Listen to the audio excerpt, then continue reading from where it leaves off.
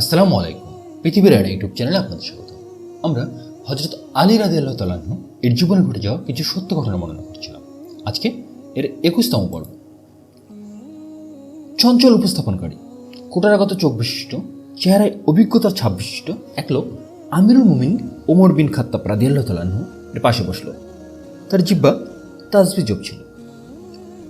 ওমর রাদিয়াল্লাহু তাআলা আনহু লোকটিকে জিজ্ঞেস করলেন, কি অবস্থায় সকাল কাটালে? লোকটি বিভ্রান্ত ও দিশেহারা অবস্থায় বলল, আমি সকাল কাটালাম ফিতনাকে পছন্দ করে, সত্যকে অপছন্দ করে, অজু ছাড়া সালাত পড়ে। আকাশে আল্লাহর কাছে যা নেই, জমিনে আমার জন্য তা আছে। এগুলো কিন্তু এই কথাগুলো সেই লোকটি ওমর রাদিয়াল্লাহু আনহুকে বললেন, যে উনি সকালবেলা কাটিয়েছেন ফিতনাকে পছন্দ করে, সত্যকে অপছন্দ করে, অজু ছাড়া সালাত পড়ে, আর আকাশে আল্লাহর কাছে জানি, জমিনে তার জন্য তা আছে। এই চারটি বিষয় তিনি বলেছেন। তো এমন কথা শুনে ওমর রাদিয়াল্লাহু তাআলা আনহু এর চেহারার রং পরিবর্তন হয়ে গেল। তিনি ভীষণ রাগান্বিত হলেন। তিনি লোকটির জামার কলার ধরে শাস্তি দিতে নিয়ে যেতে লাগলেন। এই সবগুলো আলী রাদিয়াল্লাহু তাআলা আনহু দেখছিলেন। এমন দৃশ্য দেখে তিনি হেসে দিলেন। তিনি বললেন, আমিরুল মুমিনিন সে ফিতনাকে পছন্দ করে, অর্থাৎ সে সম্পদ ও সন্তানকে পছন্দ করে, যেমন আল্লাহ তাআলার বাণী। আর জেনে রাখো, তোমাদের ধন সম্পদ ও সন্তান সন্ততি অকল্যাণের সম্মুখীনকারী। বস্তুত আল্লাহর কাছে রয়েছে মহাসওয়াব। সে সত্যকে অপছন্দ করে, অর্থাৎ সে মৃত্যুকে অপছন্দ করে। মানে সেই ব্যক্তি যে বলেছে সে সত্যকে অপছন্দ করে, এই কথার প্রেক্ষিতে আলী রাদিয়াল্লাহু তাআলা আনহু বলছেন সে সত্যকে অপছন্দ করে, অর্থাৎ সে মৃত্যুকে অপছন্দ করে। এবং এরপর তিনি আল্লাহ তাআলার বাণী পড়ে শোনাচ্ছেন। আল্লাহ তাআলা কি বলেছেন, যে মৃত্যু যন্ত্রণা নিশ্চিত আসবে, যা থেকে তুমি টাল বাহানা করতে। এটা আল্লাহ তাআলার কথা। এরপর আলী রাদিয়াল্লাহু তাআলা আনহু আবারও বলছেন, সে অজু ছাড়া সালাত পড়েছে, অর্থাৎ অজু ব্যতীত রাসূল সাল্লাল্লাহু আলাইহি সাল্লামের উপর দরুদ পড়েছে। দরুদ পাঠ করতে তো অজু লাগে না। সালাতের এক অর্থ নামাজ, আর অন্য অর্থ হলো দরুদ। অর্থাৎ সালাতের আমরা দুটো অর্থ জানা, একটা হলো নামাজ আর একটা হলো দরুদ। এরপর আলী রাদিয়াল্লাহু তাআলা আনহু আরও বলছেন যে আকাশে আল্লাহর কাছে যা নেই, জমিনে তার জন্য তা আছে। অর্থাৎ তার স্ত্রী সন্তান আছে, কিন্তু আল্লাহ তাআলার স্ত্রী সন্তান নেই। তিনি হচ্ছেন একক, স্ত্রী সন্তান তার প্রয়োজন নেই। তিনি জন্মগ্রহণ করেননি, জন্ম দেনও না, তার সমকক্ষ কেউ নেই। তো এমন সমাধান শুনে ওমর রাদিয়াল্লাহু তাআলা আনহু বিস্মিত হয়ে হেসে দিলেন। তিনি আলী রাদিয়াল্লাহু তাআলা আনহু এর দিকে অবাক দৃষ্টিতে তাকিয়ে রইলেন। তারপর বললেন, ওই জায়গা খুবই খারাপ, যেখানে হাসানের বাবা নেই, অর্থাৎ আলী রাদিয়াল্লাহু তাআলা আনহু নেই। তো আমরা এখানে কিন্তু একটি চমৎকার ঘটনা দেখতে পেলাম, এবং এই ঘটনার মাধ্যমে আলী রাদিয়াল্লাহু তাআলা আনহু এর জ্ঞান এবং বুদ্ধিমত্তা যে কতটুকু, সে সম্পর্কে আমরা কিন্তু কিছুটা ধারণা পাচ্ছি। এবং ওমর রাদিয়াল্লাহু তাআলা উনিও কিন্তু সেইখানেই এই কথা বলেছেন, যে ওই জায়গা খুব খারাপ, যেখানে হাসানের বাবা নেই। হাসানের বাবা নেই বলতে আলী রাদিয়াল্লাহু তাআলা আনহু। কারণ আলী রাদিয়াল্লাহু তাআলা আনহু এমন জ্ঞানের অধিকারী ছিলেন, যিনি সূক্ষ্ম সূক্ষ্ম বিষয়গুলো কিন্তু চমৎকারভাবে ব্যাখ্যা করতে পারতেন। দেখুন, এখানে সেই লোক বলেছে যে ফিতনাকে পছন্দ করে, মানে তার সকাল কেটেছে ফিতনাকে পছন্দ করে। তো এমন কথা যদি কেউ শোনে, স্বাভাবিকভাবেই কিন্তু মানে কি করবে, তার উপর রাগ করাটাই স্বাভাবিক। কি তুমি ফিতনাকে পছন্দ করে তুমি সকাল কাটালে, মানে এটা কি? তো এরকম চারটি কথা উনি বলেছেন। আলী রাদিয়াল্লাহু তাআলা আনহু কিন্তু তার জ্ঞান বুদ্ধি দিয়ে সেগুলো ব্যাখ্যা করে দিয়েছেন। এবং এই ব্যাখ্যা শুনে ওমর রাদিয়াল্লাহু তাআলা আনহু কিন্তু মানে বিস্মিত হয়েছেন, এবার হেসেও দিয়েছেন। আল্লাহু আকবার। কুরাইশরা রাসূল সাল্লাল্লাহু আলাইহি সাল্লামের সাথে কৃত চুক্তি ছিঁড়ে ফেলে দিল। তারা রাসূল সাল্লাল্লাহু আলাইহি সাল্লামের সাথে যে চুক্তি করেছিল সেই চুক্তি তারা ভঙ্গ করল। ফলে রাসূল সাল্লাল্লাহু আলাইহি সাল্লাম তাদের বিরুদ্ধে অভিযান করার জন্য প্রস্তুতি নিতে লাগলেন। খবরটি কুরাইশদের কানে বাতাসের বেগে পৌঁছে গেল। তখন তারা আবু সুফিয়ানকে রাসূল সাল্লাল্লাহু আলাইহি সাল্লামের কাছে কৃতকর্মের জন্য ক্ষমা প্রার্থনা করার জন্য ও নতুন চুক্তি সম্পাদন করার জন্য পাঠাল। অর্থাৎ কাফেররা আবু সুফিয়ানকে রাসূল সাল্লাল্লাহু আলাইহি সাল্লামের কাছে পাঠিয়েছেন।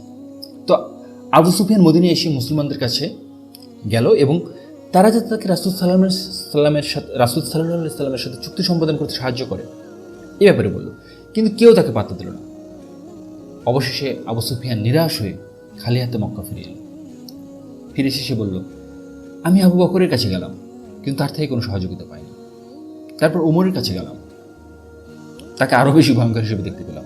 ওমর বলল, মানে মানে আবু সুফিয়ান যখন ওমর রাদিয়াল্লাহু তাআলা আনহুর কাছে গিয়েছেন যে এমন কথা বলার জন্য যে তুমি রাসূল সাল্লাল্লাহু আলাইহি সাল্লামের সাথে আমাদের আবার নতুন করে চুক্তি সম্পাদন করার একটা ব্যবস্থা করে দাও, তো এই কথা শুনে ওমর রাদিয়াল্লাহু তাআলা আনহু যেটা বলেছেন সেটা হলো যে আমি তোমাদের জন্য রাসূল সাল্লাল্লাহু আলাইহি সাল্লামের কাছে সুপারিশ করব, আল্লাহর শপথ, আমি যদি একটা পিঁপড়াও পাই তবে তাদের তোমাদের বিরুদ্ধে যুদ্ধ করব।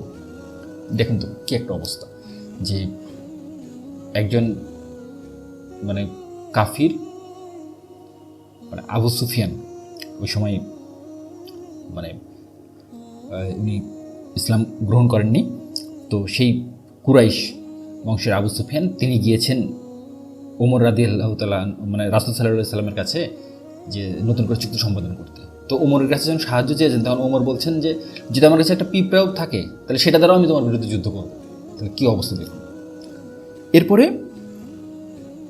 আবু সুফিয়ান উনি বলছেন যে এরপরে আমি আলী রাদিয়াল্লাহু তাআলা আনহুর কাছে গেলাম, আমি তাকে সবার চেয়ে কোমল হিসেবে পেলাম, অর্থাৎ সবাই তার সাথে মানে যেমন তেমন ব্যবহার করুক, কিন্তু আলী রাদিয়াল্লাহু তাআলা আনহু কিন্তু তার সাথে কোমল ব্যবহার করেছেন, অর্থাৎ শত্রুপক্ষের একজনের সাথেও আলী রাদিয়াল্লাহু তাআলা আনহু কোমল ব্যবহার করেছেন। আলহামদুলিল্লাহ। তো সে কথাই আবু সুফিয়ান তার গোত্রের লোকদের কাছে এসে বর্ণনা করছেন। হযরত আবু বকর রাদিয়াল্লাহু তাআলা আনহু মিম্বরে উঠে ওজর পেশ করে বললেন, আমি কোনোদিন বা কোনো রাত ক্ষমতা লোভ করিনি, আমি এর প্রতি আগ্রহীও না এবং কখনো আল্লাহর কাছে গোপনে বা প্রকাশ্যে তা চাইনি, বরং আমি ফিতনার ভয় করি। নেতৃত্বের মাঝে আমার প্রশান্তিও নেই, কিন্তু তবুও আমাকে এমন এক দায়িত্বের মালা পরিয়ে দেওয়া হয়েছে, তাকওয়া ব্যতীত এর জন্য কোনো যোগ্যতা আমার নেই। আমি সবচেয়ে শক্তিশালী মানুষকে আমার জায়গায় যাচ্ছি। অর্থাৎ আবু বকর রাদিয়াল্লাহু তাআলা আনহু যখন খলিফা হয়েছেন, ইসলামের প্রথম খলিফা হয়েছেন, তখন তিনি বলছেন যে আমার তো আসলে এরকম মানে নেতৃত্ব করার কোনো ইচ্ছাও নেই, আমি আল্লাহর কাছে এরকমটা কখনো চাইও নি, তো এই কাজের জন্য আমার যে যোগ্যতা আছে সেটা হলো শুধু তাকওয়া। তাকওয়া মানে হচ্ছে আল্লাহ ভীতি, মানে তার একমাত্র যোগ্যতা আল্লাহ ভীতি। সে এখানে এমনটা বলছে এবং তারপরে সে যেটা পেশ করছে আর কি সেটা হলো যে সবচেয়ে যে শক্তিশালী মানুষ সেই মানুষকে তার জায়গায় যাচ্ছে, মানে উনি যে খলিফা হয়েছেন সেই খলিফার জায়গায় একজন শক্তিশালী মানুষকে যাচ্ছে, উনি নিজেকে শক্তিশালী মনে করছেন না, আবু বকর রাদিয়াল্লাহু তাআলা আনহু। কিন্তু দেখুন ঠিক সেই সময় আলী রাদিয়াল্লাহু তাআলা আনহু ও তালহা রাদিয়াল্লাহু তাআলা আনহু বললেন, আমরা অন্য কোনো কারণে আবু বকর রাদিয়াল্লাহু তাআলা আনহু এর খিলাফতের ব্যাপারে রাগ করিনি। মানে আলী রাদিয়াল্লাহু তাআলা আনহু তালহা রাদিয়াল্লাহু তাআলা আনহু বলছেন যে আমরা অন্য কোনো ব্যাপারে আবু বকর রাদিয়াল্লাহু তাআলা আনহু এর খিলাফতের ব্যাপারে রাগ করি। তারা রাগ করেছে এই জন্য যে পরামর্শ করার সময় তাদেরকে জিজ্ঞাসা করা হয়নি, অর্থাৎ আলী রাদিয়াল্লাহু তাআলা আনহু এবং তালহা রাদিয়াল্লাহু তাআলা আনহু রাগ করেছিলেন, তো সেই রাগটা কিন্তু আসলে আবু বকর রাদিয়াল্লাহু তাআলা আনহু এর খিলাফতের ব্যাপারে না, এই রাগটা ছিল যে আবু বকর রাদিয়াল্লাহু তাআলা আনহু তাদের সাথে মানে মানে পরামর্শ করার সময় তাদের কাছে কিছু জিজ্ঞাসা করেনি। এরপরে তারা আরও যোগ করে বলছেন যে আমরা তো রাসূল সাল্লাল্লাহু আলাইহি সাল্লামের পরে আবু বকরকে এই কাজের সবচেয়ে যোগ্য হিসেবে দেখছি। তিনি হিজরতের গুহায় রাসূল সাল্লাল্লাহু আলাইহি সাল্লামের সঙ্গী ছিলেন। তিনি কোরআনে বলা দুইজনের একজন ব্যক্তি। আমরা তার মর্যাদার সম্মান সম্পর্কে অবগত আছি। রাসূল সাল্লাল্লাহু আলাইহি সাল্লাম জীবিত থাকা অবস্থায় তাকে নামাজের ইমামতি করার নির্দেশ দিয়েছেন। অর্থাৎ আবু বকর রাদিয়াল্লাহু তাআলা আনহু এর মর্যাদা সম্পর্কে বলতে গিয়ে আলী রাদিয়াল্লাহু তাআলা আনহু এবং তালহা রাদিয়াল্লাহু তাআলা আনহু বলেছেন যে নবী সাল্লাল্লাহু আলাইহি সাল্লাম জীবিত থাকা অবস্থায় আবু বকর রাদিয়াল্লাহু তাআলা আনহুকে ইমামতি করার অনুমতি দিয়েছেন। অর্থাৎ আবু বকর রাদিয়াল্লাহু তাআলা আনহু ছাড়া এই খলিফা হওয়ার জন্য যোগ্য কোনো লোক নেই, এমনটাই তারা এখানে বলতে চাচ্ছে। যখন আল্লাহ তাআলা এ আয়াত নাজিল করলেন। আয়াতটি কি? সেটি হলো যে, মুমিনগণ, তোমরা রাসূলের কাছে কান কথা বলতে চাইলে তৎপূর্বে সদকা প্রদান করবে।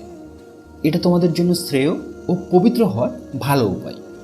যদি তোমরা সক্ষম না হও তবে আল্লাহ তাআলা ক্ষমাশীল ও দয়ালু। অর্থাৎ আল্লাহ তাআলা একটা আয়াত নাজিল করলেন। সে আয়াতে যেটা ছিল সেটা হলো যে, রাসূলের সাথে যখন কথা বলতে যাবে, কান কথা বলতে যাবে, তার পূর্বে সদকা প্রদান করতে হবে। তবে যদি কেউ সক্ষম না হয় তাহলে সে ব্যাপারে আল্লাহ ক্ষমাশীল ও দয়ালু। তো এই আয়াতটা নাজিল করলেন। যখন আয়াত নাজিল করলেন, এটা তখন নিয়ম হয়ে গেল। আচ্ছা, যখন এটি একটা নিয়ম হয়ে গেল, এরপরে আলী রাদিয়াল্লাহু তাআলা আনহু বলছেন যে, আমার আগে কেউ এই আমল করতে পারেনি, আমার পরেও কেউ করতে পারেনি। এর কারণ হিসেবে উনি যেটা বলছেন সেটি হলো যে, আলী রাদিয়াল্লাহু তাআলা আনহু বলছেন, আমার কাছে 1 দিনার ছিল, আমি তা 10 দিরহামে ভেঙে নিলাম। আমি যখনই রাসূল সাল্লাল্লাহু আলাইহি সাল্লামের সাথে কথা বলতে চাইতাম তখনই 1 দিরহাম সদকা করতাম। কিন্তু কিছুক্ষণ পরে আল্লাহ তাআলা তার এই নির্দেশ পরিবর্তন করে অন্য নির্দেশ দিলেন। এ কারণে কেউ আমার আগে এ আমল করতে পারেনি, আমার পরেও পারেনি। অর্থাৎ আল্লাহ তাআলা যে একটা নতুন নিয়ম দিয়েছিলেন যে রাসূল সাল্লাল্লাহু আলাইহি সাল্লামের সাথে কথা বলার আগে সদকা করতে হবে, তো আলী রাদিয়াল্লাহু তাআলা আনহু এই আয়াত নাজিল হওয়া মাত্রই এই আমল করে ফেলেছেন। রাসূল সাল্লাল্লাহু আলাইহি সাল্লামের সাথে কথা বলতে যাওয়ার আগে উনি সদকা করে দিয়েছেন। কিন্তু কিছু সময় পরেই আবার আল্লাহ তাআলা এই আইনটা রদ করে দিয়েছেন, মানে বন্ধ করে দিয়েছেন। অর্থাৎ তাহলে কী হলো? এই যে একটা আমল ছিল, সেই আমলটা শুধু আলী রাদিয়াল্লাহু তাআলা আনহুই করতে পারল, আর কেউ কিন্তু করার সুযোগ পাচ্ছে না, কারণ ওই আমল তো বন্ধ করে দিয়েছেন। মানে ওই যে নিয়মটা করেছিলেন যে রাসূল সাল্লাল্লাহু আলাইহি সাল্লামের সাথে কথা বলার আগে সদকা করতে হবে, এটা তো আল্লাহ পরে নির্দেশ দিয়ে বন্ধ করে দিয়েছেন, অন্য নির্দেশ দিয়েছেন আর কি। তো এই একটা আমল যেটা কিন্তু আলী রাদিয়াল্লাহু তাআলা আনহু ছাড়া অন্য কেউ করতে পারেনি। আমরা এখানে এই ঘটনার মাধ্যমে এমনটাই দেখতে পাচ্ছি। তো আজকের মতো ঘটনা এ পর্যন্তই। এরকম আরও ঘটনা জানার জন্য এবং শোনার জন্য আমাদের সাথে ধন্যবাদ।